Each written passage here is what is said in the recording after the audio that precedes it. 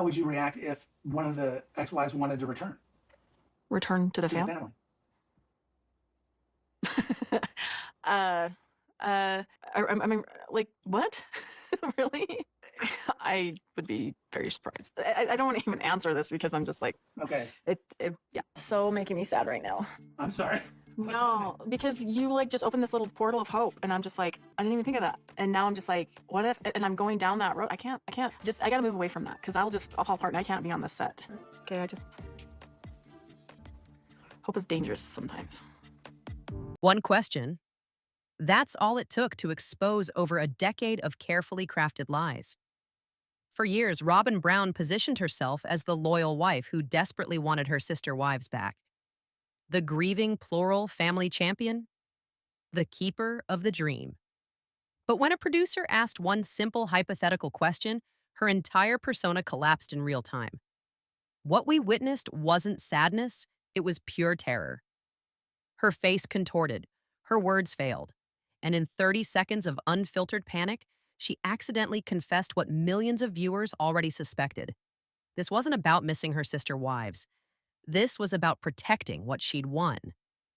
Stick around because what you're about to see will change everything you thought you knew about Robyn Brown and the calculated destruction of the Brown family. The Brown family is dead. Let's just start there.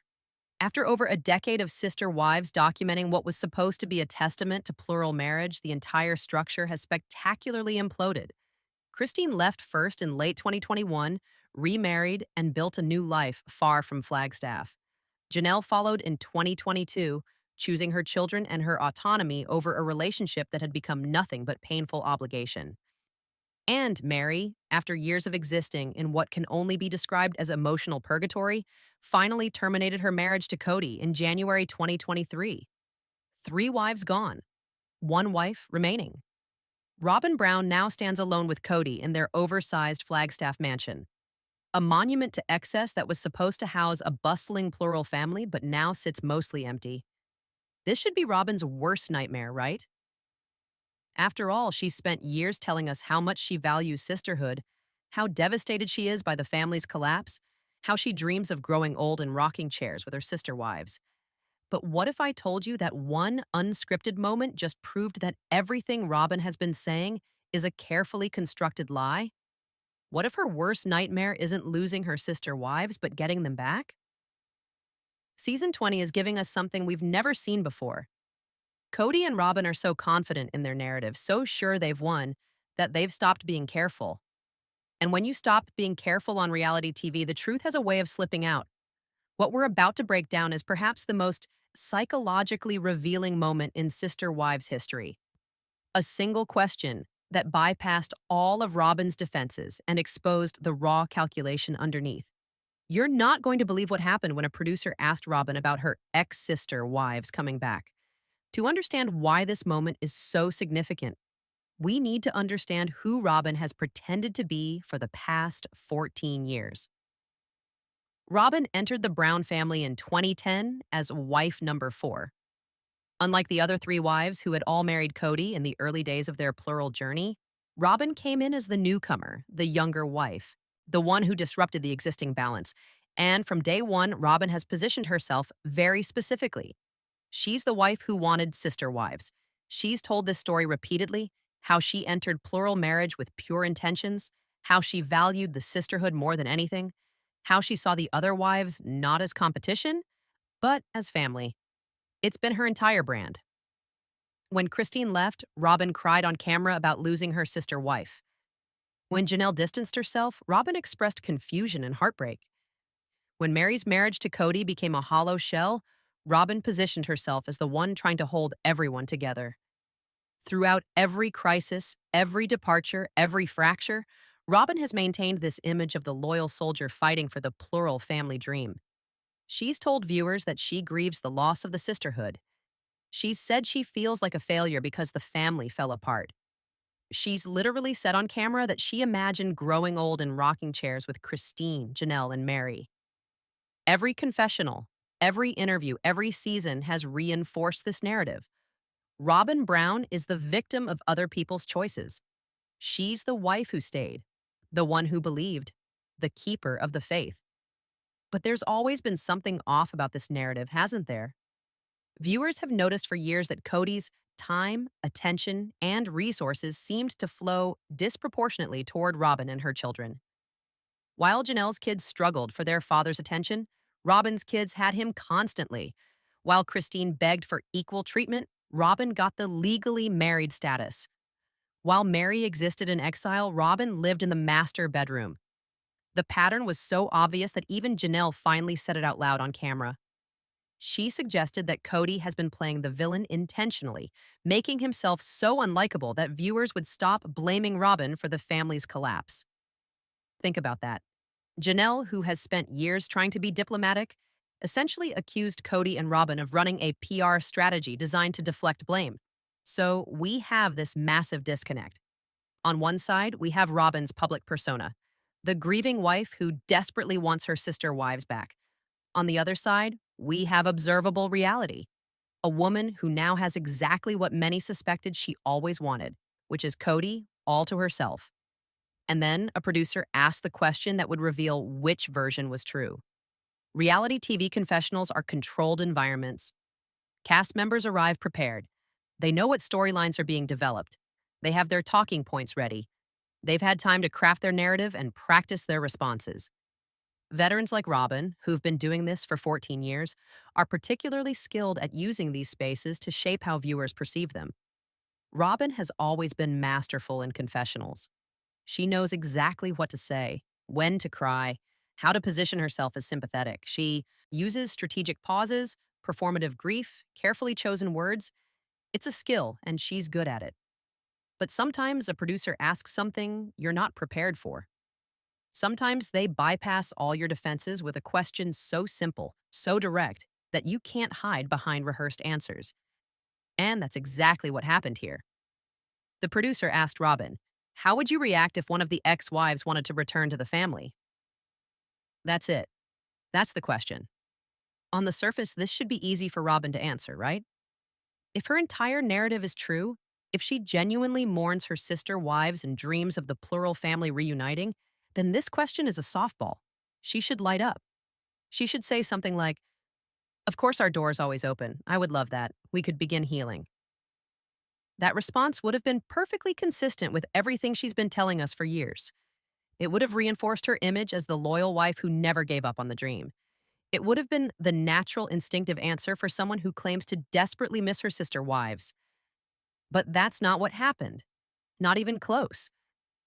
Let me walk you through exactly what we witnessed, because every second of this reaction is psychologically revealing.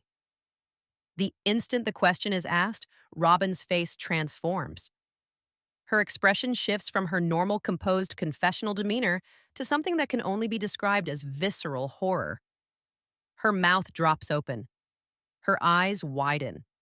She literally recoils physically as if the producer had asked her to imagine her worst nightmare. Then comes the verbal short-circuiting. She stutters, "Return to the family?" As if she cannot process the semantic meaning of the words. This is not the expression of someone who's been fantasizing about reconciliation. This is the expression of someone confronting a threat she thought she'd permanently neutralized. For a full 10 seconds, Robyn just shakes her head in a silent, emphatic no. No words. Just head shaking. Her entire body language screams rejection of this hypothetical scenario. And remember, this is a woman who spent years telling us she wants her sister wives back. If that were true, why would this question cause such immediate physical distress? Then come the classic displacement behaviors. She says, "I would be very surprised," followed by nervous, uncomfortable laughter. This giggle isn't joyful. It's a deflection. It's the sound of someone buying time while their brain scrambles to construct a socially acceptable response to a question that clearly triggers deep panic. She tries to continue. "I don't want to even answer this because I'm just like..." And then she trails off completely. Robyn, who is never at a loss for words, who can monologue for 5 minutes about her feelings, suddenly cannot formulate a coherent thought. This is significant. When someone who's normally articulate suddenly loses the ability to speak, it means their processing has been completely overwhelmed. And this is where it gets really interesting. As Robyn struggles, tears start forming. Now, Robyn cries a lot on this show, but usually her tears come with explanations, with narratives, with carefully constructed emotional context. But these tears came before she'd even figured out what to say. Then she delivers what might be the most revealing justification in Sister Wives history. She claims through tears, "This is making me sad right now because you just opened this portal of hope." And I'm just like, I didn't even think of that. And now I'm just like, what if? Stop. Let's pause right there. Robyn is trying to reframe her obvious distress as sadness stemming from hope. She's attempting to spin her panicked reaction as being overwhelmed by the beautiful possibility of family reunion. But this explanation is immediately contradicted by everything we just witnessed. Her physical reaction wasn't hopeful, it was horrified. Her face didn't light up with possibility. It contorted with what looked like fear. Her body didn't lean forward with interest, it recoiled with rejection. Every nonverbal cue screamed that this hypothetical scenario wasn't a dream come true, but an absolute nightmare. And then comes the shutdown. Robyn says emphatically, I can't. I can't. I've got to move away from that because I'll fall apart and I can't be on this set. She has to shut down the entire line of questioning. She can't even engage with this hypothetical because it's too destabilizing to her current reality. And then she says the line that exposes everything. Hope is dangerous sometimes. Let's really break down what Robyn just told us with that single sentence. Hope is dangerous sometimes. Dangerous to whom? Dangerous to what? For Kody's children who've lost access to their father, hope for family reconciliation isn't dangerous. It's all they have. For viewers who've watched this family for 14 years, hope for healing isn't dangerous. It's what keeps people invested in the show. For anyone who genuinely values family unity, hope is powerful, necessary, life-affirming. But for Robyn, that same hope is dangerous. Why? Because hope for the family reuniting is a direct threat to her current reality. Hope means change. Hope means competition. Hope means she might have to share Kody again. Think about what Robyn has now. She has Kody entirely to herself. For all intents and purposes, she's living in a monogamous marriage. She gets all his time, all his attention, all his emotional bandwidth, all his financial resources. The mansion they live in, built for her family, the legal marriage, hers, the day-to-day life, completely centered on her and her children. Christine is remarried in Utah. Janelle is focused on her own life and her kids. Mary has checked out completely. The competition has left the building, the game is over, and Robyn won. So when a producer asks how she'd feel if one of them wanted to return, she's being asked how she'd feel about giving up everything she's gained. That's why her system short circuits. That's why she can't formulate a coherent response. That's why hope is dangerous. Because the hope of reconciliation isn't just about repairing relationships. It would mean reintroducing competition into a system where she currently has monopoly control. It would mean sharing Kody's attention again, sharing his time, sharing his resources, sharing his affection, going back to being one of multiple wives instead of the only wife. And her reaction made it crystal clear that this is her worst-case scenario. Robyn claimed she didn't even think of that, meaning she didn't think of the possibility of a wife returning. Let that sink in. A woman who claims to grieve her sister wives daily, who says she dreams of the plural family reuniting, admits she hasn't even considered the possibility of it actually happening. Why? Because in her mental framework, that chapter is permanently closed. The game is over. She won. The other players have left the field. The idea of them returning isn't a beautiful fantasy to her. It's a threat. That's what her reaction revealed. Every stutter, every head shake, every tear, every panicked word pointed to the same underlying truth. Robyn is terrified of her ex-sister wives coming back. This moment doesn't just expose Robyn's current feelings, it recontextualizes years of behavior. Let's connect some dots here. For years, viewers have pointed out that Kody seemed to systematically alienate his other wives while prioritizing Robyn. Was that entirely Kody's choice, or was Robyn quietly encouraging that dynamic? When Kody would explode at Christine, or be dismissive of Janelle, or be cruel to Mary, was Robyn really trying to mediate? Or was she subtly reinforcing that he was right to be frustrated with them? Remember how Robyn would often comfort Kody after conflicts with other wives, validating his feelings and positioning herself as his emotional safe space? What if that wasn't just being supportive? What if it was strategic reinforcement of the idea that the other wives were difficult and she was easy? Think about the housing situation in Flagstaff. Robyn got the big rental house immediately while other wives struggled with temporary situations. When the family looked at land on Coyote Pass, Robyn got emotional about wanting the pond lot, the premium location. Every major resource allocation seemed to favor Robyn, and she accepted it while performing concern for her sister wives. What if Robyn's public narrative of wanting the plural family was always just performance, and her actual strategy was to become the only wife that mattered? What if every tear shed over the family's dissolution was really relief disguised as grief? Janelle basically said it out loud. She suggested Kody is playing villain to protect Robyn from blame. If that's true, it means Robyn and Kody are consciously manipulating their public image. It means they're aware that viewers suspect Robyn drove the family apart and they're running interference. And this moment of Robyn panicking over a hypothetical question suggests Janelle was right. Because if Robyn genuinely valued plural marriage, genuinely missed her sister wives, genuinely hoped for reconciliation, she would have welcomed this question as a chance to express that longing. Instead, she shut it down immediately because the reality of it actually happening would destroy everything she's built. Let's talk about what Robyn is actually afraid of, because her reaction revealed layers of anxiety.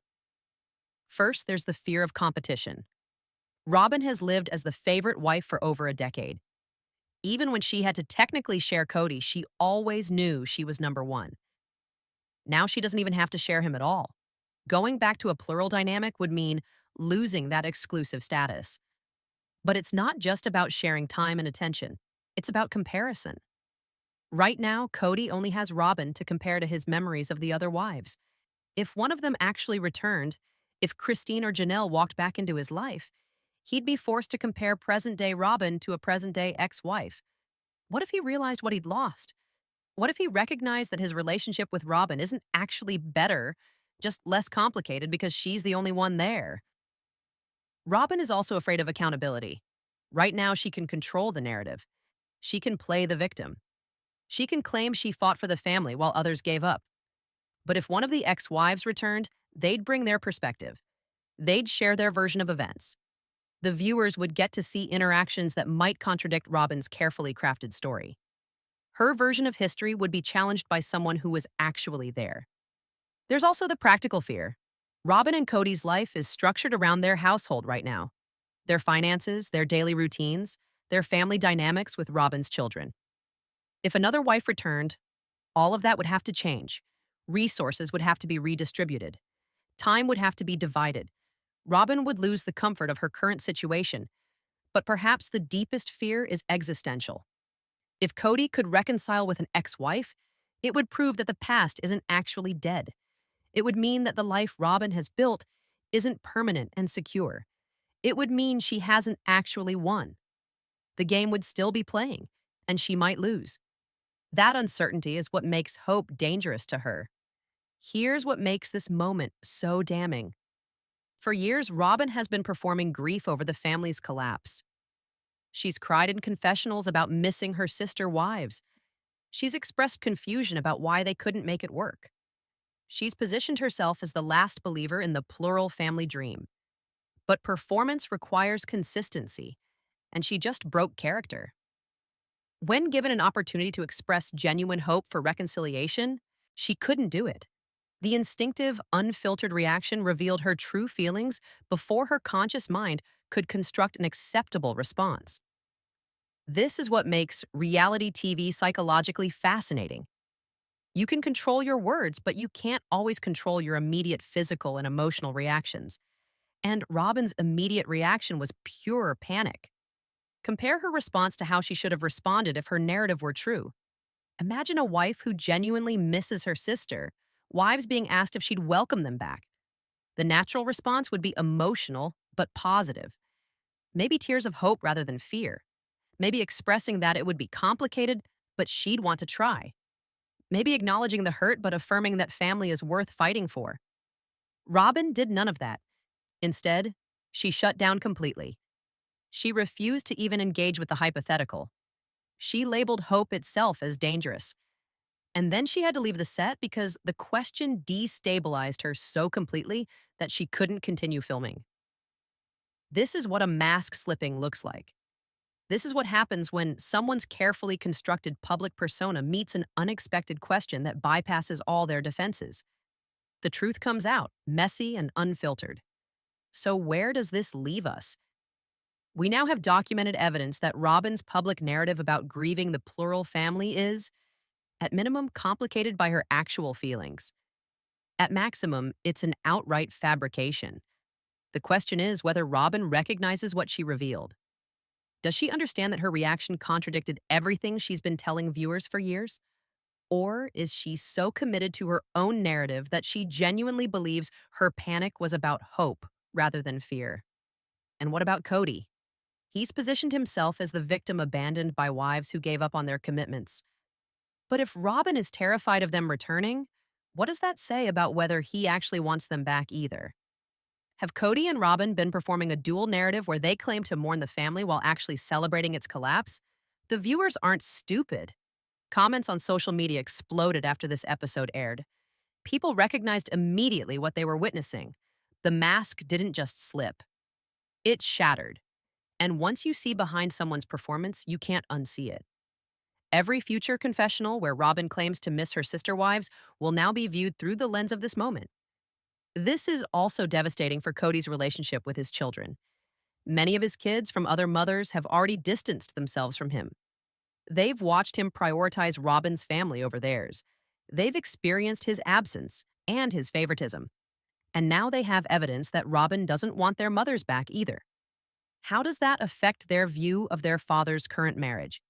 How does that impact any hope they had for family reconciliation? Christine, Janelle, and Mary are living their lives now. None of them have indicated any desire to return to the Brown family structure. But this moment confirms what they probably already knew. Even if they wanted to return, Robyn would view it as a threat, not a blessing. That reality must be both validating and sad. Validating because it confirms their decisions to leave were the right choice. Sad because it exposes how little their sister wife actually valued them. One question, 30 seconds of panic, and years of careful narrative construction collapsed in real time. Robyn Brown has spent over a decade positioning herself as the loyal plural wife who never gave up on the family dream. But when asked how she'd react to that dream actually coming true, she couldn't hide her terror. The hope of reconciliation wasn't comforting to her. It was dangerous. Dangerous to the life she's built, dangerous to the exclusive relationship she now has with Kody, dangerous to the status she's achieved as the only wife that matters. Hope is dangerous sometimes. Robyn was absolutely right about that, but not for the reasons she tried to claim. Hope isn't dangerous because it might lead to disappointment. Hope is dangerous because it threatens to take away what she's won. This moment will be remembered as one of the most psychologically revealing in sister wives history. Not because Robyn said something shocking, but because she couldn't say anything coherent at all. Her system overloaded. Her performance failed. And in that failure, we saw the truth. The Brown plural family is dead, and Robyn Brown is terrified of it coming back to life. What do you think? Was Robyn's reaction genuine grief over false hope? Or was it panic over losing her exclusive position? Drop your thoughts in the comments. And if you found this analysis revealing, make sure you like this video and subscribe to the channel because Sister Wives Season 20 is giving us more jaw-dropping moments every single week. Hit that notification bell so you don't miss any of it. Thanks for watching, and I'll see you in the next one.